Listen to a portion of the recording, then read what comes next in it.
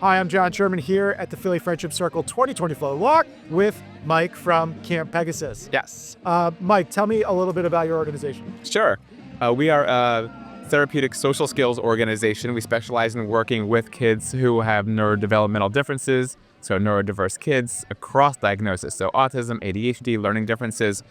And we run year-round social skills therapy, so after school, evening, weekend, 1 hour weekly sessions with kids as young as 4 up through 19. Oh, wow. And then in the summers, we're known for Camp Pegasus, where we kind of blow out of our, year-round our therapy offices, and we have this summer program where there's art therapy, music therapy, free play, the reward system, daily instruction in social skills. So it's fun. The kids just get to be kids. We're not talking about diagnosis or problem. It's all fun, but all super targeted towards social development. That's great. And, obviously you focus on the neurodiverse community, but someone watching this, who are the folks that, are sending to your programs that really, are there any maybe neurodiverse groups that you aren't working with at this time yet? Or who's your target audience is kind of the marketing term, but who should know about you guys? Who should know about us? So these programs are housed in my larger art therapy private practice, the Child and Family Art Therapy Center. And so half of our practice is mental health therapy for kids who have maybe no neurodivergence. So it could be just typical kids at school who have anxiety or depression. But then we have this subspecialty in working with the neurodivergent population. So anyone who works with kids in any capacity should know about us. It's amazing. People who tend to refer to us are people from schools, psychiatrists, speech therapists, occupational therapists, psychologists. And I also, because of over 2 decades of working with this population, now have developed a real specialty. I wrote a book about how adult caregivers, regardless if you're at school or camp or at home, how they can create sort of an ideal, accepting environment for the neurodiverse child that also is highly motivating and encourages them to repeat and practice learned social skills or coping skills until they become habit. And so that's called the Social Emotional Guidebook. Make sure to check it out. Check it out online. Yeah. That's so great, because I was going to ask qualifications, right, from you, your team. So it's great. I mean, you've written a book. You've been doing this for a very long time. What brought you into the space? So I fell backwards into working with the neurodiverse population. They found me, I should say. And so as a kid, I'll do the short version of the bio. Sure. I was a sensitive boy with just a radar dish, picking up everyone's emotions, very creative. I was doing artwork all the time, always had projects going. And I read comic books on my own. Just family values and faith values were helping people who are less fortunate than you, helping others make the world a better place. So all that's in me. And my superheroes that I read and drew, they all were saving the world. So I had this helper mentality. So I go to college, found art, became an art major unexpectedly. I was undecided, became an art major. Then, what am I going to do with an art major? So then I was like, well, I'm a helper. So I found accidentally art therapy. Got a master's in art therapy, started practicing in the field for 5 years, eventually found my way to a private practice where there were 2 psychologists who said, hey, Mike, we've been running these social skills groups these friendship groups at the time, the year 2000, for about several years. We're a little tired of doing them. Would you like them? It's a great way to start a private practice. So I said, sure, I don't know how to start a private practice. So I inherited these 2 groups.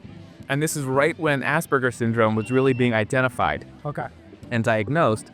And so suddenly I had friendship groups when there were kids with Asperger's, now sort of autism level 1, Right. Were being diagnosed. There was almost no services, so I had to figure out what they needed. So I did whatever trainings I could and did whatever research, but there was really scant information at the time, so I had to develop a lot. So just doing a lot of creation, program development through trial and error, feedback from parents, and so on. And then a program was born, and I wove all these sort of best practice social skills strategies into group art making with my art therapy background. Okay. And all of a sudden, kids were improving. And through the structure of working on art projects, they were learning how to use their words, tune into each other, adjust, kindly suggest their ideas, but also listen to other people's ideas. The parents were thrilled. They were taking the skills from my office out to their world. And so the parents were like, more, we want more, and like, tell a friend. So I just started telling different, support groups, and then word got out. And within 6 months of my telling the first support group, I went from 2 groups to 7 groups in 6 months. And then it was just on, and I started hiring additional therapists to do this work. Now, So you found a path for that art major. Yeah. You were saying, what am I going to do with that? and so I just fell backwards. People with autism found me, and they're my favorite people in the world. And honestly, I wish that they ran the world. The world would be a much kinder and more just place if people on the spectrum were in charge. I love the sentiment. I really appreciate it, and it's amazing to hear the origin story. Right, I mean, we got to this point, and that it's not usually or not always a straight line direction to get to this level of expertise that it sounds like you have and your team has. So I was going to ask, what's your inclusion story? I think we just heard it. Connection with the friendship circle seems like a natural one. Absolutely. I've known about the Friendship Circle since its inception. I was aware of it. So just being in the Philadelphia community, they, I think, knew about me and referred some people to me. I wound up, reciprocating, and anyone that I've sent to the Friendship Circle has just benefited immensely just from, the community, from the sense of belonging and the relationships. And really, actually, in a way, it enhances, we mutually enhance each other, right? Yeah. I teach the social skills and give kids sort of this therapeutic environment in which to learn some of these critical skills.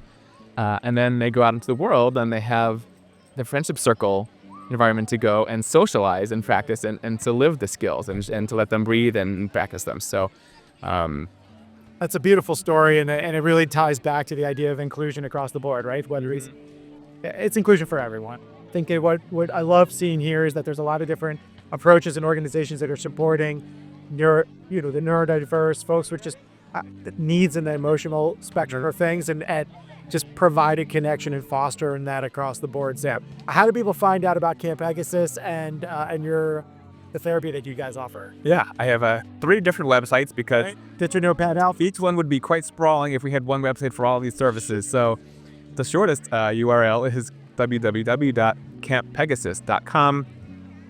At this point, Camp Pegasus is for 4 to 11-year-olds. So if you're seeking social skills programming half day for your child, that's a resource.